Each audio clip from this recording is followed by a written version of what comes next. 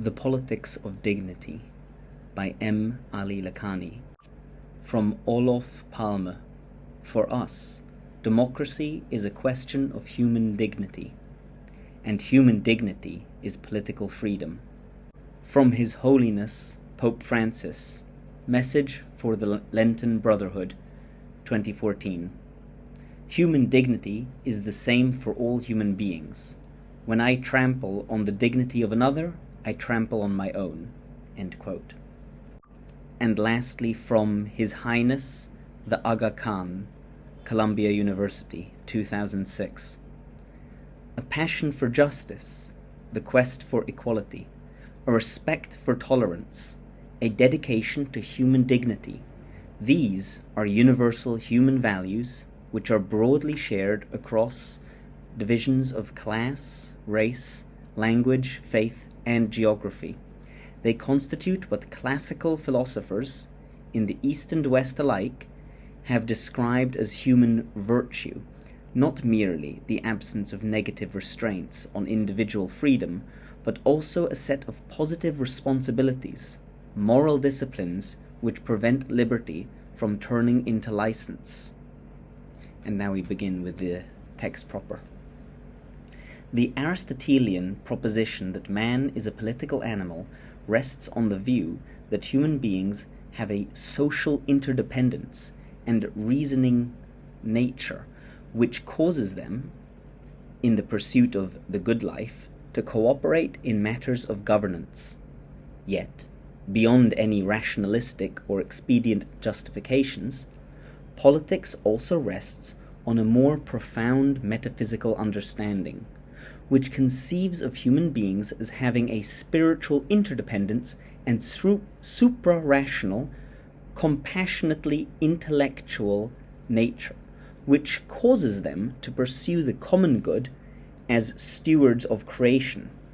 It is in our better nature, our inherent dignity, to care for one another, and to pursue honorable ends.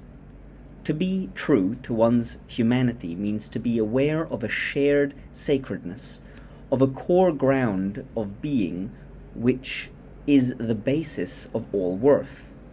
We are, in the words of Wordsworth, bound each to each by natural piety.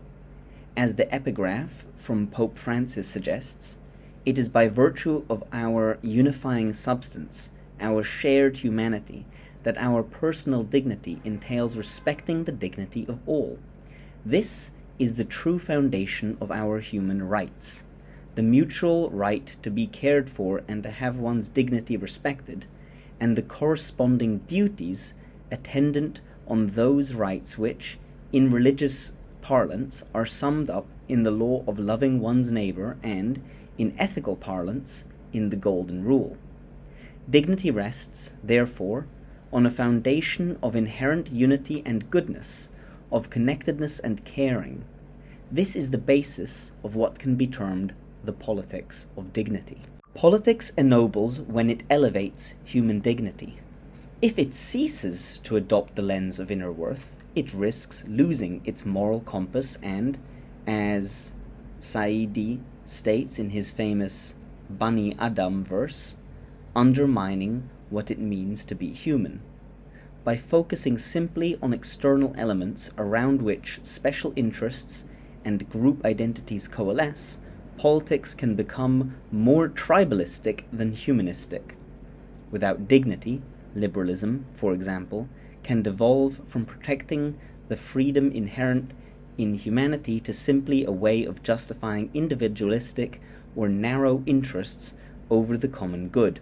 Similarly, conservatism can become a means of conserving outer values such as wealth or power rather than inner values aligned to dignified ends. Traditional thought encourages a more humanistic perspective by viewing politics through the lens of its metaphysical foundations, which connect political and humane values ontologically, rather than simply by focusing on external interests and identities. Any examination of politics in terms of the broader perspective of inner worth, and our common humanity therefore requires an understanding of the vital connection between human nature and dignity. In the traditional understanding, human dignity is the presence of that which is sacred in man. It is the immanent substance within man which is derived from a transcendent source termed God or Truth or the Absolute, and known by many hallowed names of the various faith traditions. Man's nature is inherently good because he has been created in the image of God, Genesis 1:27, Surah At-Taghabun 64:3, and formed in the best of all designs, Surah Al-Tin 95:4, and is thereby endowed with a spiritual nature which is the basis of his dignity. Hence the Quranic saying, "We have conferred dignity on the children of Adam." Karamna Bani Adama, Surah Al-Isra 1770. What is instilled within man is the universal spirit, or, symbolically, the breath of God, Genesis 2:7, and God formed man from the dust of the earth and breathed into his face the spirit, and man became a living soul. See also the Holy Quran 15:29, 32:7-9, and 38:72. The spirit which binds all beings to each other and to God thereby constitutes the normative nature of the soul, what the Holy Quran refers to as fitra, the natural disposition which God has instilled into man, Surah Ar-Rum 30:30. So the substance of the individual soul, the spirit, is the ontological connection of man with God, the Abd Ilahi, or bond with God, referred to in Surah Al-Baqarah 2:27, and thereby with all creatures. To be aware of one's true nature is thus to be aware of one's sacred interconnection with all creatures, of our shared spiritual substance and its sustenance in the divine matrix. Uniquely among creatures, man is able to know the spirit that connects the soul vertically to God and horizontally to the world. For this reason, man is the steward of creation, God's vice-regent or Khalifa, Surah Al-Baqarah 2:30, and has dominion over it, Surah Al-An'am 6:165, see also Genesis 1:26. Through the innate ability to apprehend God, taqwa, as the sacred origin and ontological substance of creation, man possesses both a moral and a social conscience, the criterion, furqan, by which to discern the true from the false, Surah Al-Anfal 8:29, and the fiduciary duty of care, Amanah, which obliges each to act in accord with that conscience, Surah Al-Abzab 33:72. Conscience is therefore the basis for the soul's intrinsic conformity or connectedness to the divine norm, and for its extrinsic conformity or connectedness to creation, expressed through caring and ethical conduct. These elements, a moral and social conscience rooted in human nature and its ethical expression to act in the common good, are the foundations of man's political obligations, consonant with the religious aims of knowledge and love. They constitute what one Muslim leader, the Aga Khan, has referred to as the ethics that uphold the dignity of man as the noblest of creation. Through the politics of dignity, the inherent aim of religion and politics coincide.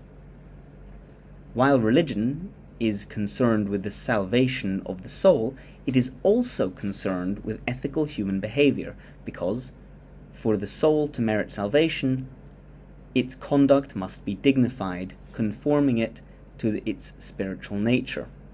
This is the basis of ethics, and also for the human governance, which is the subject of politics. Both are rooted in human nature. A deeper appreciation of one's underlying nature and its integrating connectedness promotes a deeper caring.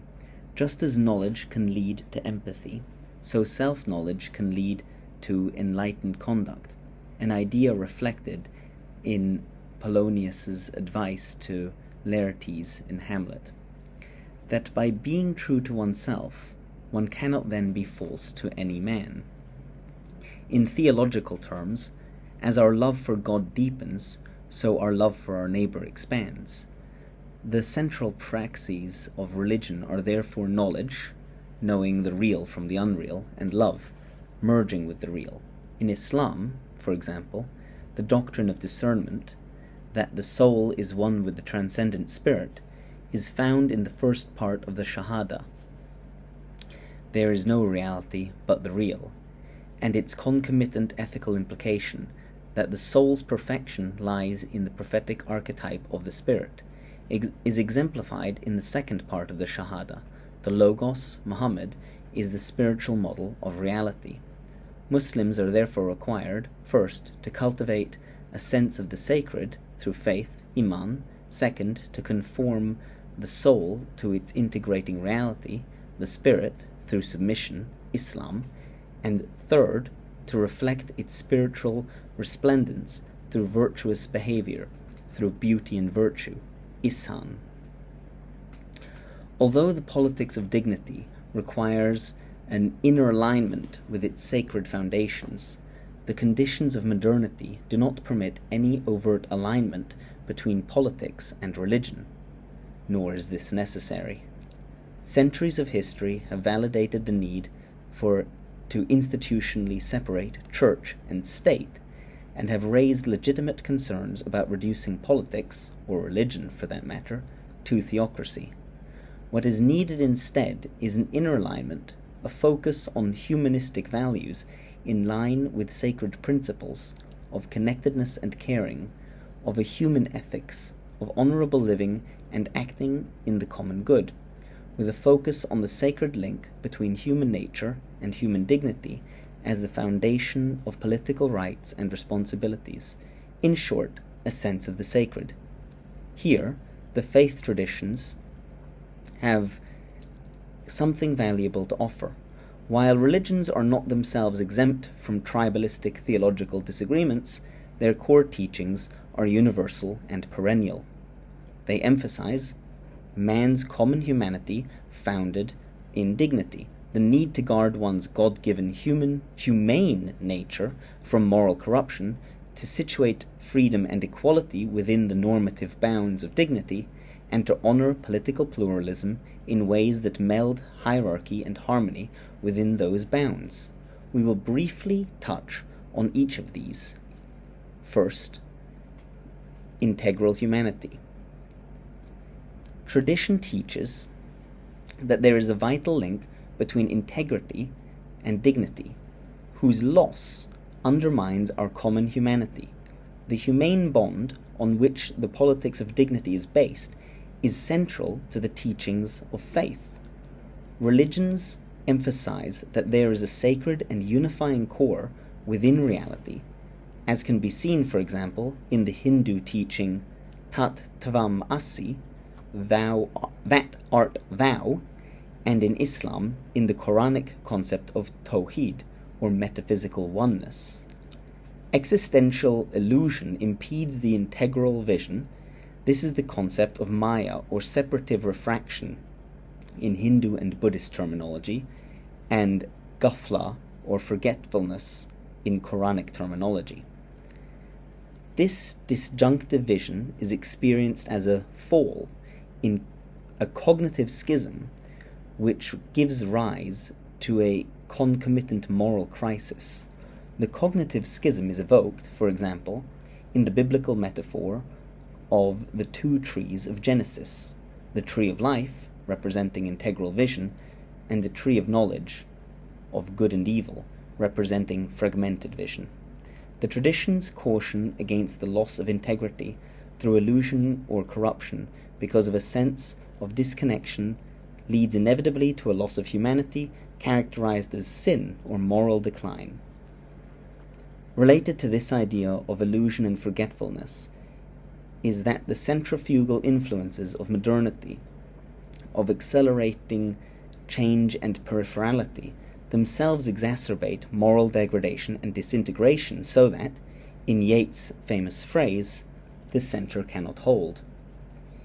In consequence of the soul losing its sense of wholeness or holiness, it is rendered morally vulnerable to the usurping influences of its ego and corrupting passions, and becomes susceptible to the infernal seductions of the world, the flesh and the devil. Caro mundus diabolus. Now, just as an introduction, I think there's a typo there. I think it should, if it's the world, the flesh, it should be mundus caro, but no matter. Continuing with the text. When human beings cease to feel deeply connected with one another, or with the world, they cease to care, not only about other creatures, but ultimately about themselves. The traditional antidote to this crisis is to cultivate a sense of the sacred, an awareness of the integral nature of our humanity, of its unifying spiritual bond, the connectedness and caring that are vital to preserving human dignity. In the words of Mahatma Gandhi, the dignity of man requires obedience to a higher law, to the strength of the spirit. The political implication of this is that the polis is not based so much on affiliation in terms of proximate boundaries or identities, whether of state or social groupings, or of religion, ethnicity, race, or gender, but on our ontological proximity, the Wordsworthian bond of natural piety, of dignity, which is the base of our humanity and community. Second, human nature and moral corruption. To found politics on dignity, therefore, requires a basic understanding of human nature and of the causes of its corruption.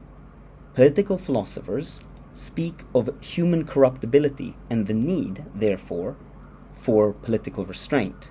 And I should make another interjection here. Throughout this piece, Mr. Lakhani speaks of political philosophers or common political thought. I think what he really means is liberal political philosophy and liberal political thought. But again, just with that qualification in mind, let's continue with this excellent text. Plato's brother, Glaucon, tells the story of the ring of Gyges, where the ring-wearer's gift of invisibility leads him to commit all manner of deceptions and crimes. For all men believe in their hearts that injustice is far more profitable to the individual than justice. Plato's Republic 2, 360d. Suggesting that human nature is inherently corruptible and in need of external restraint. Similarly, Dostoevsky's adage about moral conscience, if God is dead, then everything is permitted, suggests that deterrence may require more even than external political regulation. It requires an engaged conscience, an internal restraint deriving, in his view, ultimately from faith in God and the inevitability of his judgment. These views on human corruptibility and the need for outer or inner restraint raises fundamental questions about the compatibility of human nature with the goals of dignity. Tradition teaches that man possesses an inherently good nature, which must be protected from corrupting influences, whether of the ego or the world. The Holy Quran therefore describes one of the central aims of religion as the obligation to guard one's God-given nature from corruption. It states, verse 30 of Surah Ar-Rum, cited earlier, quote, "And so, set thy face steadfastly towards the one ever true faith, turning away from all that is false, in accordance with the natural disposition, fitra, which God has instilled into man, for, not to allow any change to corrupt what God has thus created, This is the purpose of the one ever true faith, but most people know it not." End quote. In the quoted Quranic passage, man is exhorted to guard his dignity against the influences of corruption or change, echoing the biblical teaching of laying up treasures in heaven, where neither moth nor rust doth corrupt, Matthew 6:20. In all traditional teachings, the means for cultivating spiritual character are intellection, the discernment of God through his signs in the revelation; prayer, remembrance, or the conscious participation of the soul in the Spirit; love, the expansion of the heart through the grace of remembrance; and the conforming effort of virtue, the actualization of love through goodness, whose flowering is beauty, the beatitude or sanctification of the soul. Consistent with other faiths, this teaching exhorts the soul to focus on the real. Set thy face steadfastly towards the one ever true faith, and to turn away from the unreal, turning away from all that is false.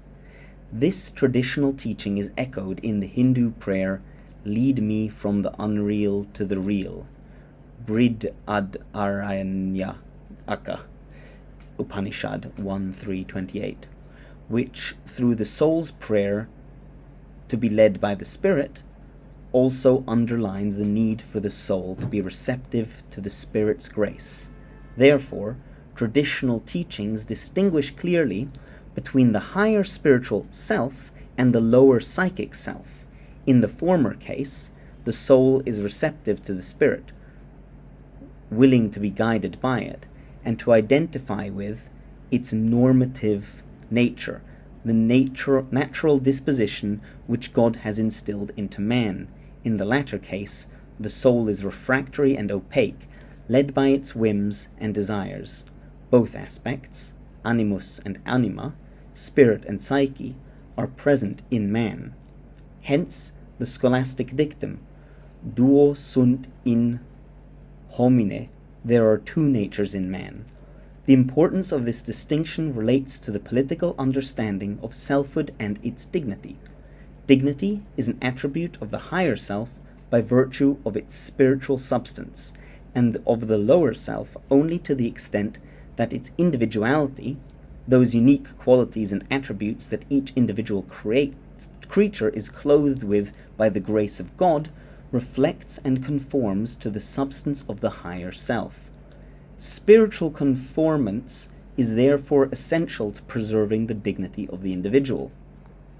In the traditional understanding, though each individual is unique, the outward qualities that differentiate each individual are an aspect of the ever-renewing theophany, and therefore our individuality does not derogate from our essential oneness or from the fact that humankind is created from a single soul, Surah An-Nisa 4:1. The soul's dignity resides in its spirituality, its ontological participation in the all-embracing Spirit, and not in the outer attributes identified with its ego. Individuality is therefore subsumed within the transcendent Spirit, just as a particular wave is within the ocean. The distinguishing attributes of individuality, our features, our talents, and so forth, are merely our outer garments, the graces of God, on loan as it were, Christ playing in 10,000 places, as Gerard Manley Hopkins says, and not integral to our intrinsic selfhood. When the soul identifies exclusively with its attributes through egoic attachment to him, it supplements its true nature, its higher self. Its true individuality is merely an aspect of the higher self, discernible by detachment from the ego and its attachments, and the resulting transcendence is the source of its dignity. In this understanding, expressions of individuality are natural only within the bounds of dignity. Restated, individuality is normatively in alignment with our common humanity and exists to serve dignified ends. This is important with regard to understanding two key ideas in political theory: freedom and equality, discussed below. In tradition, these are subject to a harmonizing balance.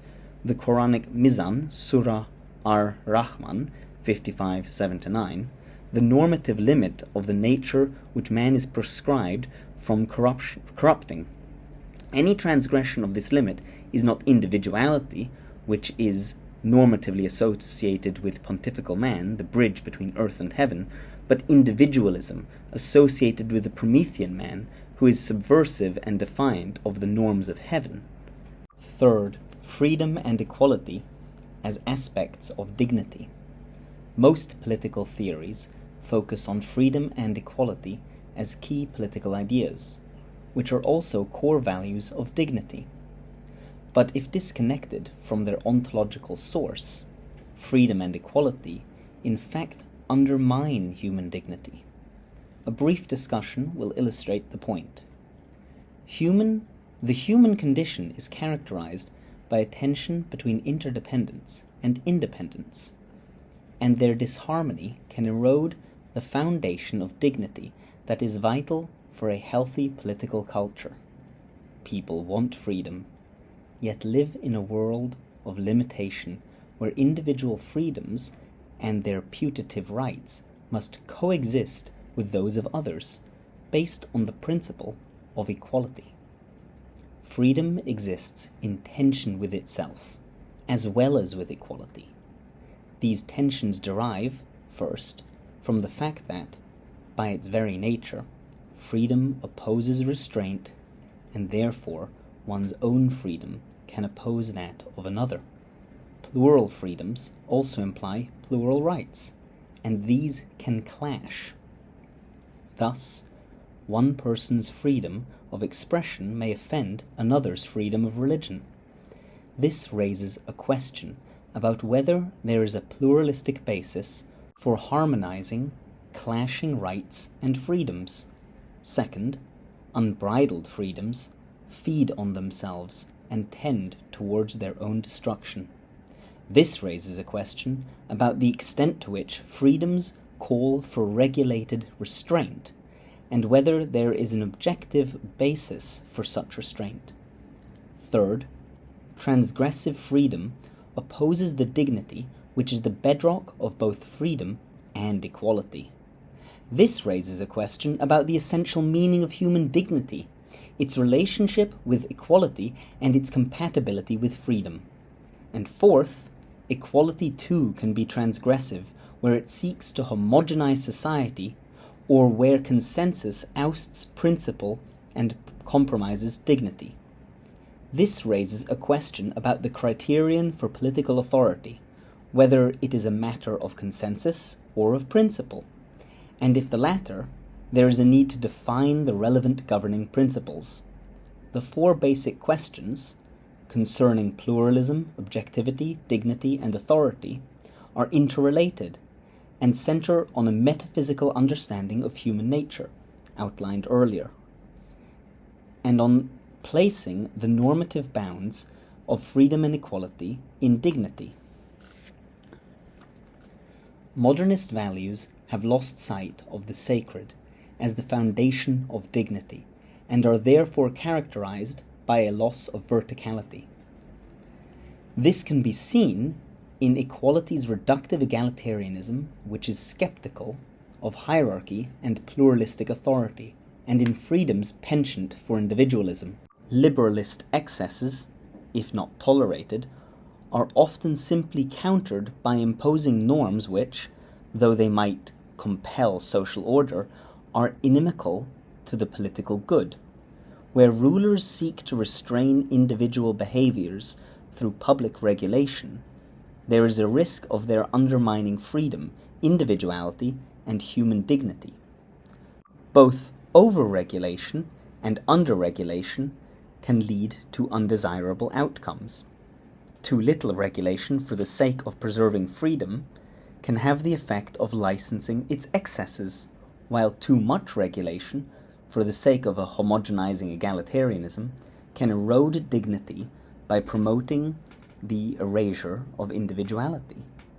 Liberalism, understood simply as the championing of individualistic rights and freedoms, and conservatism, simply as the imposition of uniformizing norms, can compromise dignity by failing to balance individual freedoms with the common good. The challenge, then, as the epigraph from the former Swedish Prime Minister Olof Palme suggests, is to optimize freedom and equality by an equilibrium that upholds their dignity, and to do so, as we argue below, in dignified ways by seeking informed public discourse and civic participation in promoting the common good. Politics is much more than the art of cooperative reciprocity and mutual restraint. More profoundly, it is about the reciprocity that derives not merely from expediency, as reflected in social contract or utilitarian justifications of politics, but from caring. The empathic dimension of politics therefore transcends the simple calculus of cooperative behavior. This is because, as we have argued, human nature has a metaphysical identity, an inherent unity, and an ontological bond of human dignity. This dimension of humane caring circumscribes and regulates both individualistic forms of freedom and homogenizing versions of equality. The regulation of dignity functions based on two principles that are instilled in our primordial nature: verticality and complementarity. Freedom's transgressive tendency of intrinsic exclusivism is normatively restrained by the principle of metaphysical hierarchy or verticality, by which the lower impulses in man, represented by the egoic and inciting soul, are restrained when the soul upbraids itself and heeds the call of its better nature, the spirit, which is loving and compassionate and, by yielding to it, attains peace. And equality's tendency of extrinsic exclusivism to reduce difference to sameness is normatively restrained by the principle of harmonization, or complementarity, by which the unique threads of our individuality are woven creatively into the tapestry of our common interests. Both these principles are rooted in the connectedness and caring that reflects dignity. Hierarchy, therefore, is subject to the fiduciary principle of noblesse oblige, so that, stated in political terms, there is a reciprocal bond between the rulers and the ruled to achieve cooperative government for the common good. Harmonization, or the quest for wholeness, for a normative balance where the whole is greater than the sum of its parts, is subject to the principle of pluralism, discussed below, so that, stated in political terms, our differences become our strengths, and all elements of the polity are incentivized to cooperate reciprocally for the common good. These principles form the natural contours of the spirit and are reflected in the religious order as in the normative social order. Verticality, the conforming of the lower to the prototype of the higher, is reflected in the adage "as above, so below," or echoed in the phrase from the Lord's Prayer, "on earth as it is in heaven," which accords normative rights to the higher metaphysical order. This idea of hierarchic governance is expressed microcosmically in the Hindu-Greek metaphor of the charioteer, representing the spirit, intellect, buddhi, nous, who holds the reins of discursive reason to guide the unruly steeds of the senses. Katha Upanishad 3:3-3:10, Bhagavad Gita 3:43, Plato's Phaedrus 246b, 253d to 254e. This is the essential image of political hierarchy. That difference is due to the compassionate wisdom of the intellect, reflected in the authority of the good ruler and the norms of government which respect human dignity, the common good, and cooperative individuality. Without hierarchy, the basis of just order is lacking.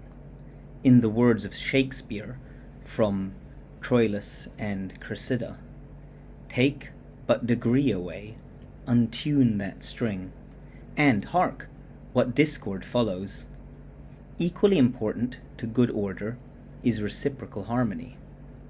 Complementarity, the outward expression of inward harmony, is reflected in the principle that opposites meet, coincidentia oppositorum. This principle of equilibrium expresses the idea that diversity has a harmonizing matrix, which is achieved only through collaborative mutuality. Reciprocity is crucial for political harmony, where differences are not sought to be resolved coercively but through pluralistic cooperation. This requires a basis in caring that comes from an understanding of interconnection and wholeness, in other words, a sense of the sacred. Fourth, principled pluralism. Because diversity and difference are necessary aspects of existence, politics requires harmonious ways of addressing them. While traditional methods seek to apply objective principles to changing contexts by assimilating otherness within the hierarchies of principiality, modernist values, by contrast, lacking the perspective of the sacred, are subjective and relativistic, and therefore tend to address conflicts reductively. The politics of dignity, rooted in the sacred values of connectedness and caring, view difference and individuality as aspects of a unifying, though planimetric, matrix, the all-embracing spirit, and employs pluralistic discourse to curb relativistic and reductive tendencies and keep behavior within the bounds of humane conduct. It therefore accepts not only that there are diverse perspectives and changing contexts, but also that there are different levels of perception, which need not be reconciled reductively by excluding other planes, but instead by accepting differences as aspects or rungs on a ladder of a metaphysical hierarchy. Such an understanding calls for an appreciation of what Rabbi Jonathan Sacks termed the dignity of difference.